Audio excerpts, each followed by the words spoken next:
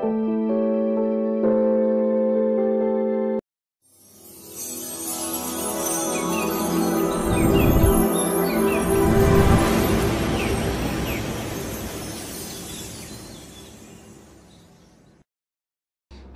Liệu xin chào bạn. Chào mừng bạn đến với kênh móc len của Dương Liệu Handmade. Video này Liệu sẽ hướng dẫn bạn móc một cành hoa thủy tiên rất đẹp.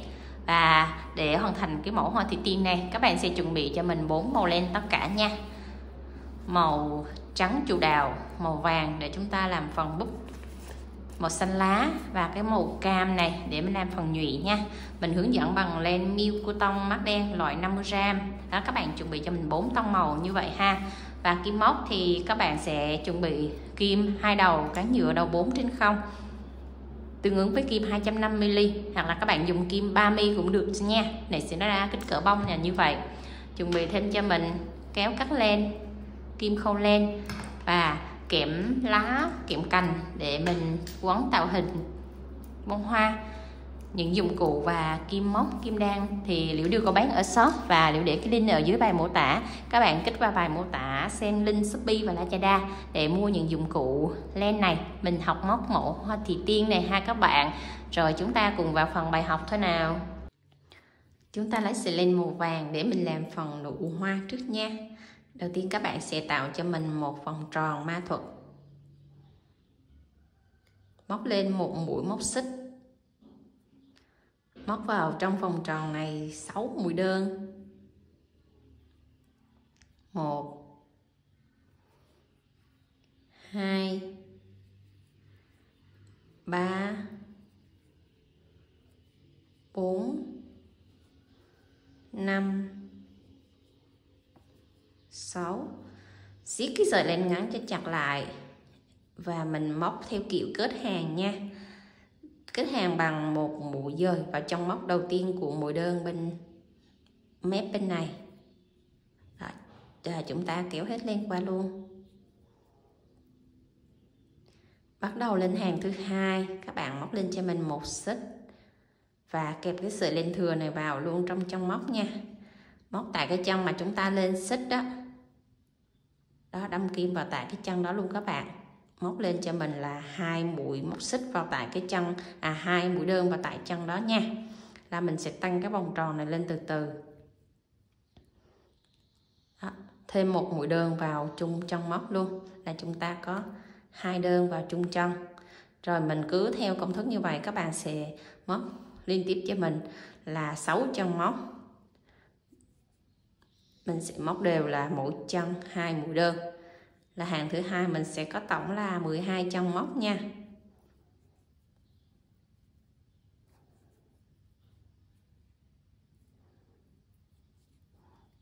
Rồi móc đến hết hàng như vậy cho mình luôn.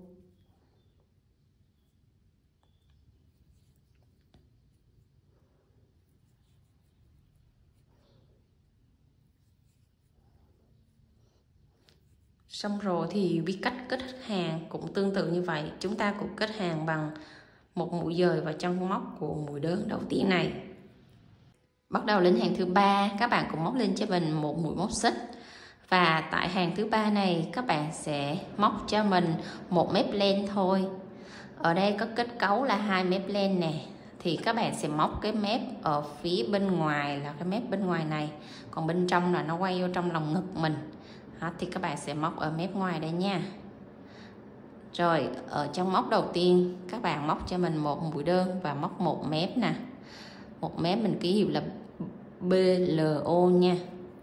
Đó, chỉ một mép len như vậy thôi.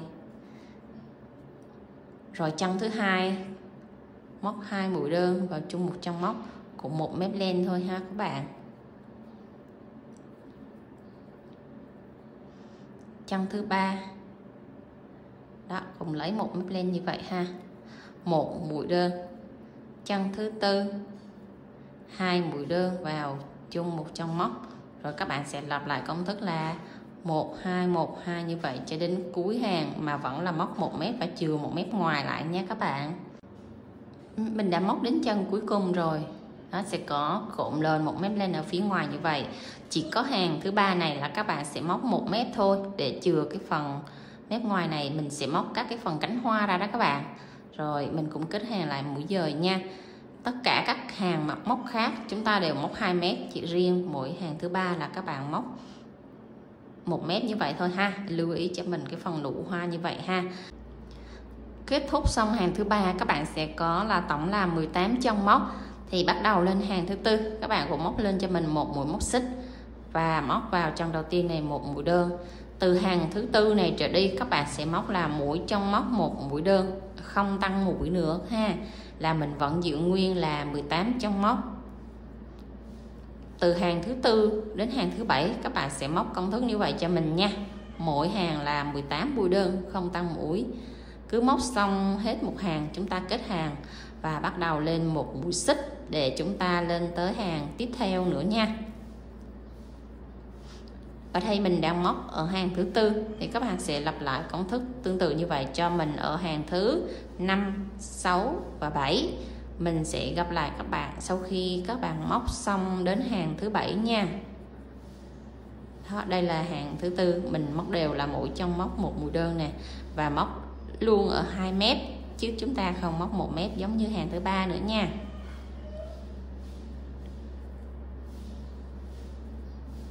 Rồi chúng ta cũng kết hàng lại tương tự quy tắc như vậy. Xong hàng thứ tư các bạn móc đến hàng thứ 7 cho mình như vậy ha. Mình đã móc xong đến hàng thứ 7, bắt đầu lên hàng thứ 8. Các bạn sẽ móc lên cho mình 1 xích, 2 xích, 3 xích. Móc vào cái chân mà chúng ta lên mũi xích đó, một mũi dời nha, dời qua sợi len luôn. Rồi qua thêm cho mình một mũi dời ở chân kế tiếp, một mũi dời ở chân kế tiếp.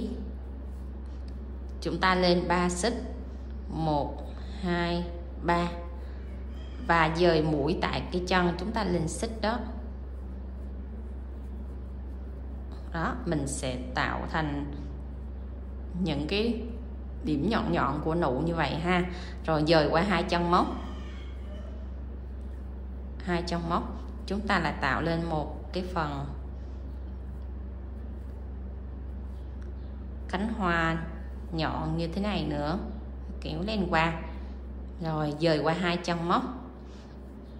Mình có 18 chân móc thì các bạn sẽ móc được 9 cái nụ nhỏ như vậy nha. Đó, các bạn cứ móc tiếp theo như vậy cho mình đến chân cuối cùng là mình sẽ có 9 cái nụ nha.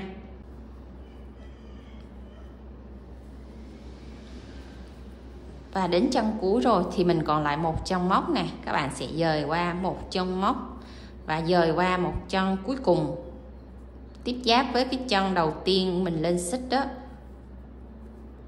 là mình đã hoàn thành xong nha. Rồi các bạn cắt len cho mình và rút cái sợi len này qua, dùng kim khâu len để chúng ta khâu cái đoạn chỉ thừa này vào trong bên phần nụ hoa luôn. Đâm kim vào tại chân móc đó, các bạn đưa cái sợi len này xuống phía dưới và giấu cho mình khoảng tầm 5 đến 6 chân móc nha. Đó, các bạn giấu theo đường ngang hay là đường dọc gì cũng được, miễn là cái sợi len của mình nó chắc vào ở trong cái nụ hoa này là được nha. Rồi thì cái bông hoa thủy tiên á, cái màu chủ đạo của nó là màu vàng với màu trắng. Đó, thì các bạn sẽ chọn cái tông màu để các bạn phối cho nó phù hợp là được nha. Đó là mình đã xong cái phần nụ nó tròn tròn và ở trên nó có nhiều cái cánh ria ra như vậy ha. Bắt đầu các bạn lấy cái sợi len trắng để mình móc phần cánh hoa nha.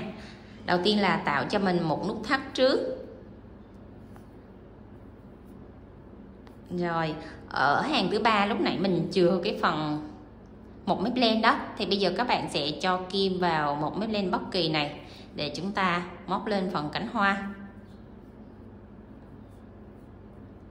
Cho kim vào, các bạn móc lên cho mình 10 mũi móc xích.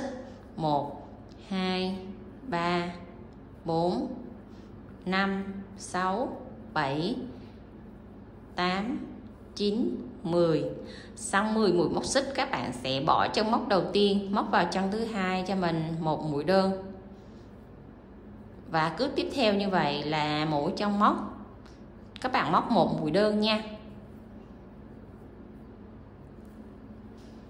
Đó, mỗi chân móc các bạn móc một mũi đơn hạ xuống cái phần nụ cho mình.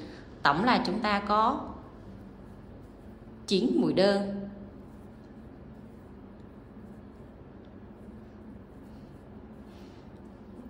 Rồi móc đến chân cuối này. Tại chân cuối này là chúng ta móc một mũi dời vào ở chân cuối cùng này nha. Đó, 9 mũi đơn xong chúng ta móc một mũi dời nha. Rồi để mình qua tiếp cánh hoa thứ hai thì các bạn dời qua cho mình 2 chân móc nha. Kẹp cái sợi lên thừa này đi nè. Một chân móc, 2 chân móc. Bắt đầu chúng ta lên 10 mũi móc xích tiếp theo. 1 2 3 4 5 6 7 8 9 10 và cũng hạ xuống 10 mũi đơn, 9 mũi đơn, bỏ chân đầu tiên. Đó, các bạn móc xuống cho mình 9 mũi đơn nha. Và ở chân cuối cùng là mình móc một mũi dời. Ở phần nụ này mình có 12 chân móc thì các bạn sẽ chia cho mình là 6 cánh hoa. Đó, mỗi cánh hoa mình sẽ có 2 chân móc, cho nên là mình dời qua 2 chân móc là như vậy đó các bạn. Đó, tại chân cuối cùng này là các bạn sẽ móc một mũi dời này. Rồi mình dời tiếp qua 2 chân móc nữa. 1 chân dời, 2 chân dời và chúng ta lên tiếp 10 xích. 1 2 3 4 5 6 7 8 9 10. Đó, cứ tương tự như vậy ha các bạn. Các bạn sẽ chia cho mình tổng là sẽ có 6 cái phần ria ra như vậy các bạn nhé. Mình đã móc đến cánh cuối cùng rồi thì các bạn cũng dời qua 2 chân móc để chúng ta kết hàng nha. Chân mũi đơn đầu tiên và chân cuối cùng là nó tiếp giáp với cái cánh hoa đầu tiên này là 2 mũi dời đó các bạn nha. Rồi chúng ta sẽ dùng cái kẽm màu trắng để mình nẹp vào cái phần cánh hoa. Cái kẽm màu trắng thì nó sẽ có chiều dài như vậy, thì các bạn sẽ dùng nguyên cái kẽm này để các bạn nẹp vào phần cánh luôn. Tại vì cái cánh này nó dài cho nên là các bạn dùng nguyên cây, các bạn không có cắt nha. Rồi đầu tiên các bạn sẽ móc lên cho mình ở phần cánh này một mũi móc xích, đâm vào chân móc đầu tiên này và bắt đầu mình sẽ nẹp kẽm vào nha. Nẹp kẽm vào từ chân móc đầu tiên này, móc sợi len và móc cho mình một mũi nửa kép đầu tiên. Rồi bẻ cong cái đoạn kẽm này lại nè, để khi nào mình móc nó sẽ không có bị tuột ở các chân móc tiếp theo nha. Rồi chân móc đầu tiên là một mũi nửa kép, chân thứ hai mũi kép, chân thứ ba mũi kép, chân thứ tư mũi kép đôi, là mình sẽ xoắn 2 vòng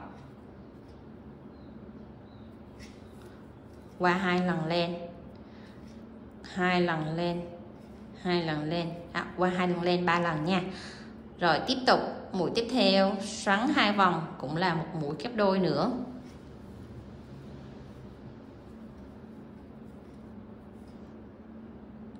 Đó, 2 mũi kép đôi liên tiếp nhau các bạn nha. Rồi mình đã xong 5 chân móc.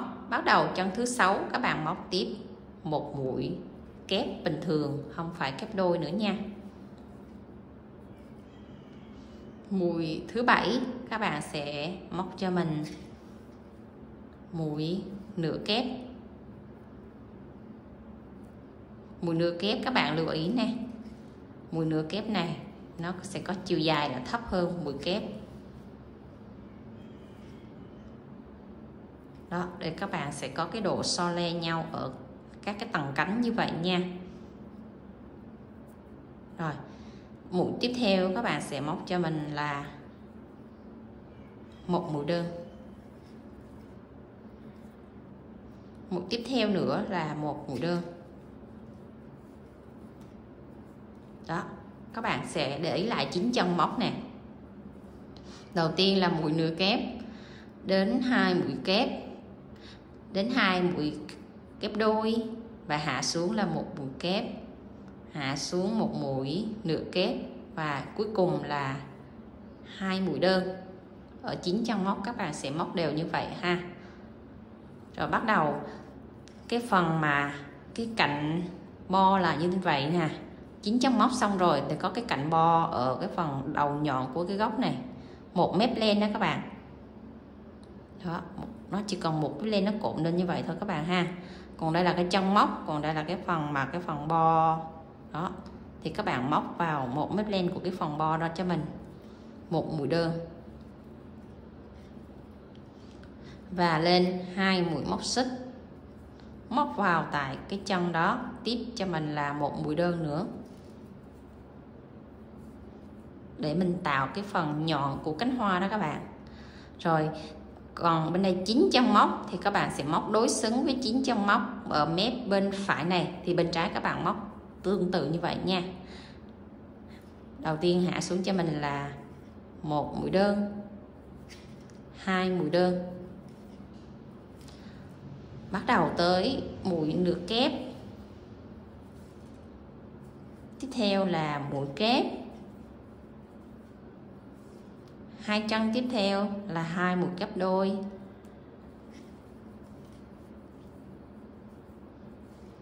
chân tiếp cũng là kép đôi, chân tiếp theo là mũi kép đơn bình thường, chân tiếp theo là mũi kép đơn bình thường nữa, và chân cuối cùng còn lại là mũi nửa kép. Xong 9 chân móc rồi thì ở đây các bạn sẽ có là 3 chân móc liên tiếp này nha. Thì 3 chân móc liên tiếp này thì các bạn sẽ móc vào đây cho mình là một mũi dời nè, một mũi dời, chân thứ hai một mũi dời, và cái chân thứ ba là cái chân tại cái mép của cái cánh hoa thứ hai thì các bạn không móc vào đó nha, mà các bạn sẽ móc vào cái mũi đơn này nè. Đó, cái mép đó các bạn không móc, các bạn móc tiếp vào mũi đơn của cái cánh thứ hai để các bạn móc lên như vậy ha. Rồi thì móc tiếp cánh thứ hai các bạn sẽ nẹp tiếp cái đoạn kẽm vào nha. Đầu tiên các bạn ngoắt sợi len và móc vào tại cái chân móc của đầu tiên của cánh thứ hai này, móc tiếp cho mình một mũi nửa kép để chúng ta lên cánh thứ hai, và công thức móc tương tự như cánh thứ nhất vậy ha. 2 chân tiếp theo là 2 mũi kép, 1 kép, 2 kép, 2 chân tiếp theo là 2 mũi kép đôi,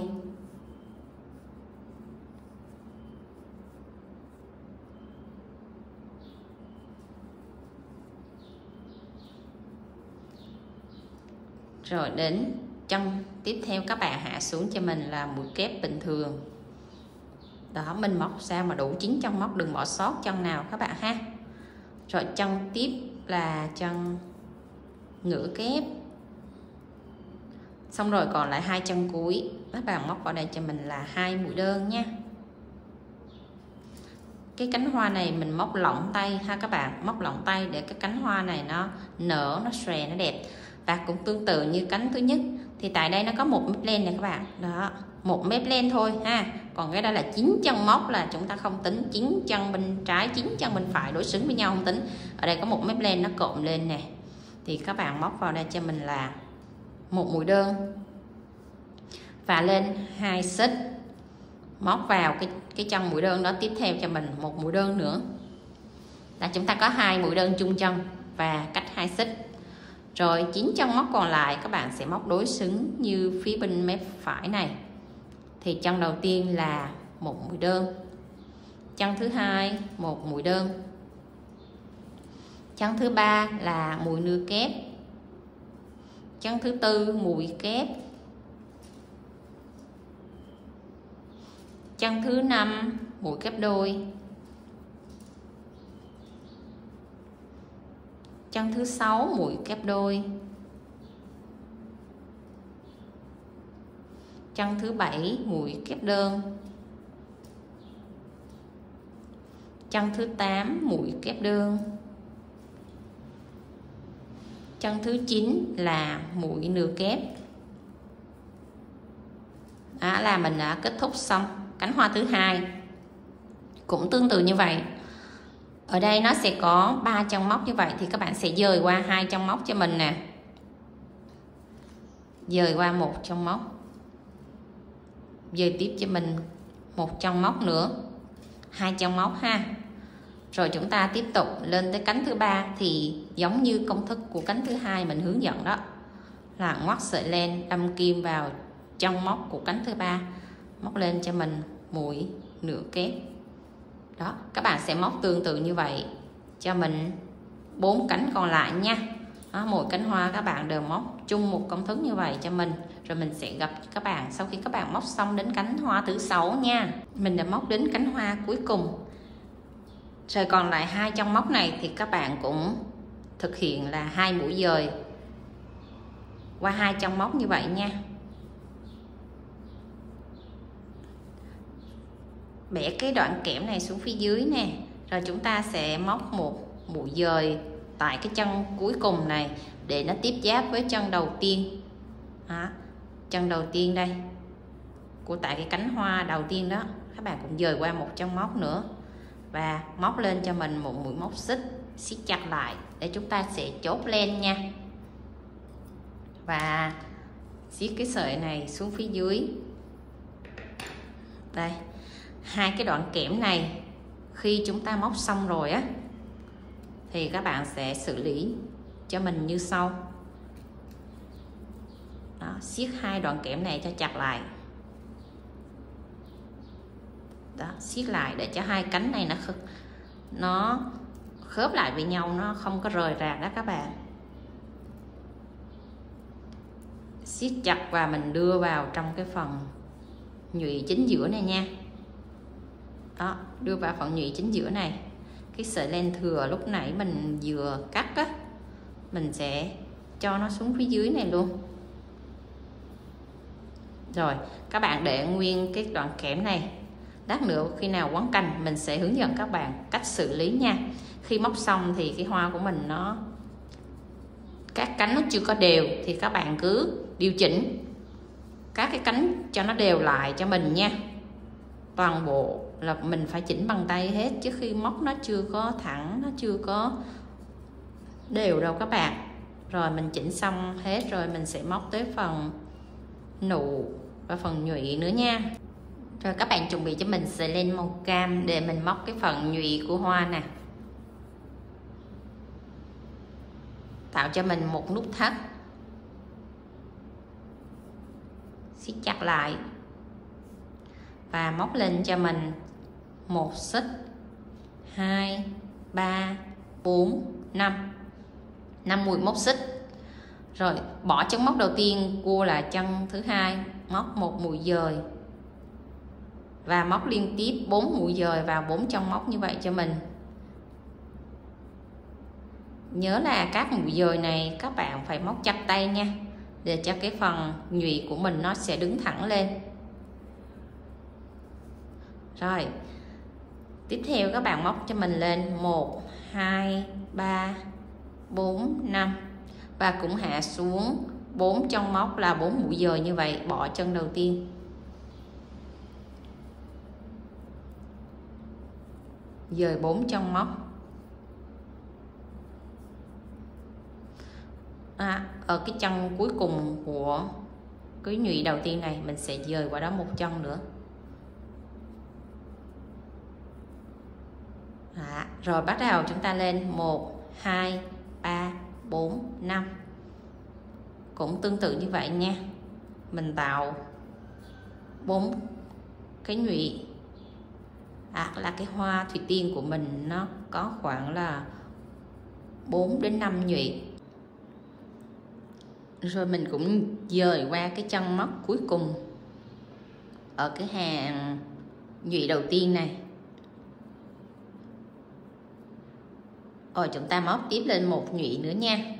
1 2 3 4 5. Mình cũng dời mũi 4 lần như vậy. 1 2 3 4 và đưa vào ngay cái chân cuối cùng này. Đó, kéo lên qua là mình xong 4 cái nhụy nha. Các bạn cắt lên cho mình, siết chặt lại và cho cái sợi len đó xuống phía dưới luôn, ngay tại cái chân móc cuối đó. Các bạn kéo nó xuống phía dưới và bắt đầu mình sẽ lấy cái bông hoa, chúng ta đẩy cái phần nhụy này vô bông hoa nha. Cho cây kim vào ngay vòng tròn mã thuật này. Rồi mình ngoắt 2 sợi len. Đây, đẩy cái sợi len này xuống phía dưới, siết chặt lại là cái phần nhụy của mình nó sẽ nằm ở chính giữa đây. Đó, khi 4 nhụy nó nằm thẳng lên như thế vậy á, các bạn kéo cho nó thẳng, nó nằm ở chính giữa là được nha. Rồi, đó, nó ra 4 cái nhụy nổi bật lên như vậy ha. Rồi, cái sợi len màu vàng này nè, các bạn sẽ màu vàng cam đó, các bạn sẽ cột với cái sợi trắng này để cho nó chắc ở dưới cái phần nhụy này, nó không có bị bung nha. Đó, đẩy cái cây kẽm của mình lúc nãy mình chừa nó dư á, các bạn sẽ đẩy cái kẽm nó vào. Đó, cột cái kẽm nó nằm vô giữa luôn, siết chặt lại nè. Đó, các bạn cột luôn cái thân kẽm nó vào, cột gút chặt lại nha, để cái sợi mà chúng ta đẩy cái nhụy đó nó sẽ nằm ở dưới này, nó không có bị bung. Đó, rồi thì các bạn sẽ cắt cái len này, bỏ đi một đoạn còn lại ngắn để nó khỏi tuột nha. Đó, khi mình đưa cái kẽm này vô giữa rồi á là chắc chắn rồi, thì các bạn sẽ cắt bỏ cái kẽm này cho mình, là mình đã hoàn thành xong cái phần hoa và nhụy nha.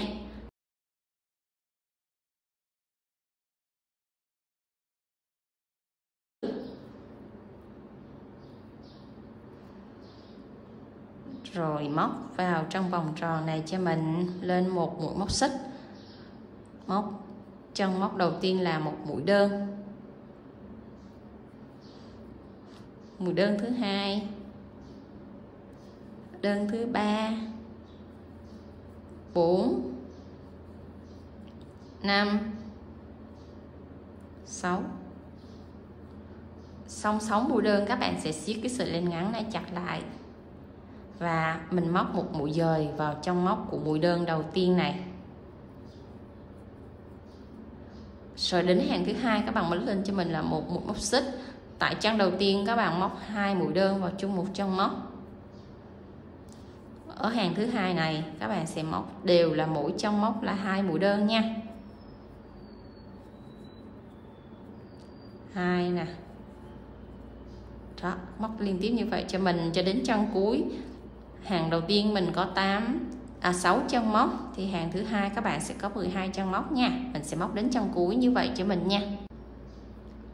Đến chân cuối cùng chúng ta cũng trượt mũi vào ngay đỉnh đầu của chân móc đầu tiên này.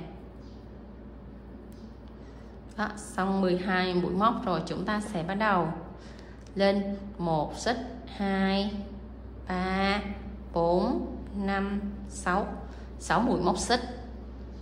Rồi cái phần đài này chúng ta sẽ móc bình thường chứ không cần móc 1 mép nữa nha. Tại chân móc đầu tiên mình bỏ, chân thứ hai các bạn móc cho mình một mũi trượt trước, chân thứ ba móc một mũi đơn, chân thứ tư một mũi nửa kép, chân thứ năm một mũi kép, chân thứ sáu một mũi kép và cắt ra một chân móc. Cái chân mà chúng ta lên xích là chúng ta không tính nha. Cách cái chân thứ hai này mình sẽ đâm kim vào chân thứ ba này một mũi trượt. Ở đây có 12 chân móc thì các bạn sẽ chia cho mình là 6 cánh hoa, thì mỗi cánh hoa nó sẽ có 2 chân móc nha. Bắt đầu lên cánh thứ hai, 1 2 3 4 5 6. Bỏ chân móc đầu tiên, móc vào chân thứ hai một mũi trượt, chân thứ ba một mũi đơn, chân thứ tư mũi nửa kép, chân thứ năm mũi kép, chân thứ sáu mũi kép. Và tại cái chân lên xích mình không tính chân thứ hai này mình bỏ, mình đâm kim vào chân thứ ba này một mũi trượt. Rồi chúng ta sẽ làm tương tự 4 cánh còn lại như vậy nữa các bạn. Mình đã móc đến cánh cuối cùng rồi thì chúng ta cũng kết hàng lại bằng một mũi dời vào trong móc đầu tiên của cánh đầu tiên này nha. Bỏ một chân móc thì mình dời vào cái chân thứ hai này. Rồi chúng ta sẽ kéo lên qua luôn, siết chặt lại, mình cắt lên nè, siết sợi len và đâm kim vào tại cái chân móc đó. Mình kéo cái sợi len để xuống phía dưới nó sẽ không có lộ cái phần len mối nối của mình ra nha. Xong cái phần đài, các bạn móc phần đài chỉ cần là 6 cánh thôi. Rồi để 2 sợi len này lát nữa mình sẽ quấn tạo hình trong cái phần thân cây luôn các bạn nha. Bắt đầu lấy đoạn kẽm để chúng ta làm chiếc lá. Cái đoạn kẽm thì chiều dài nguyên thủy nó là như vậy, thì các bạn sẽ cắt đôi cái đoạn kẽm này ra là mình vừa để làm chiếc lá nha. Rồi bắt đầu chúng ta sẽ lấy cái sợi len xanh đó để mình móc chiếc lá nha. Đầu tiên là tạo cho mình một nút thắt nè, siết chặt lại, móc lên cho mình mũi móc xích 1 2 3 4 5 6, móc tổng cho mình là 29 mũi móc xích nha.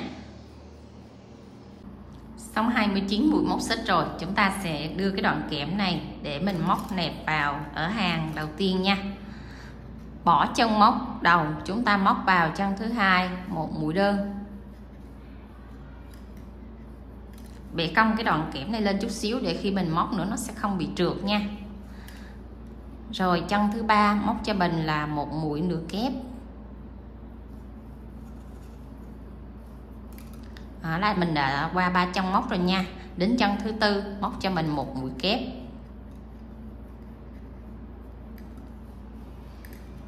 Chân thứ năm móc tiếp một mũi kép. Rồi các bạn sẽ móc đều cho mình là mỗi chân móc một mũi kép như vậy. Ở đây mình đã móc được 3 mũi kép rồi thì các bạn sẽ móc tiếp cho mình 17 mũi kép nữa. Mình đã móc xong 20 mũi kép rồi, còn lại 6 chân móc này các bạn sẽ bắt đầu hạ xuống từ từ cho mình mũi nửa kép nha. Mũi nửa kép đầu tiên, mũi nửa kép thứ hai, mũi nửa kép thứ ba. Và ở đây còn lại 3 chân móc nè, các bạn sẽ hạ xuống cho mình bằng mũi đơn nè. Mũi đơn chân đầu tiên, mũi đơn chân thứ hai. Và chân cuối cùng này các bạn sẽ móc cho mình là 3 mũi đơn vào chung một chân móc. Một đơn,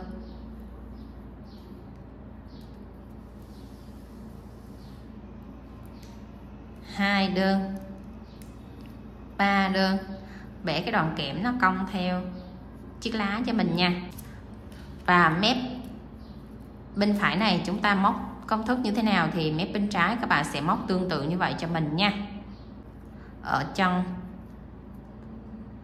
đầu tiên của mép bên trái này một mũi đơn. Trong thứ hai cũng một mũi đơn để nối xứng với mép bên phải. Xong 2 mũi đơn rồi, chúng ta sẽ móc tiếp 3 mũi nửa kép, 1 mũi nửa kép, 2 mũi nửa kép, 3 mũi nửa kép. Rồi mình sẽ móc tiếp 20 mũi kép tương xứng như mép bên phải này và hạ xuống đây. Đó, các bạn móc tiếp như vậy cho mình 20 mũi kép liên tục nhau nha. Mình sẽ gặp các bạn sau khi các bạn móc xong 20 mũi kép nha các bạn. Thì mình đã móc xong 20 mũi kép. Còn lại 2 chân cuối cùng này, hạ xuống cho mình là 1 mũi nửa kép và chân cuối là mũi đơn. Xong rồi các bạn sẽ móc 1 mũi dời vào trong móc đầu tiên của mũi đơn ở mép bên phải này, vòng sợi len qua 2 cái kẽm, móc lên cho mình 1 mũi móc xích nữa, rồi siết chặt len lại. Mình sẽ cắt len một đoạn chừa lại như vậy để mình quấn cái kẽm nha. Móc xong các bạn sẽ uốn nắn chiếc lá lại trước cho nó bằng phẳng. Ở cái đầu này nè, các bạn sẽ bóp cái kẽm này cho nó nhọn lại chút xíu, tạo cái phần nhọn của chiếc lá đó các bạn. Rồi cái phần cuối này mình sẽ dùng cái đoạn len mình vừa cắt đó. Đó, các bạn sẽ quấn siết chặt lại nha. Siết chặt 2 cái đoạn kẽm này lại. Rồi cột cút nó vào trong 2 cái kẽm này luôn.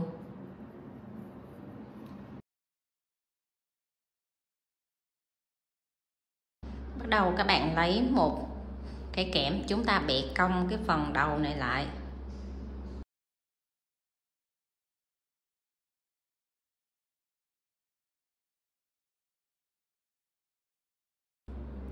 Xong rồi các bạn cho cái phần đài vào nè,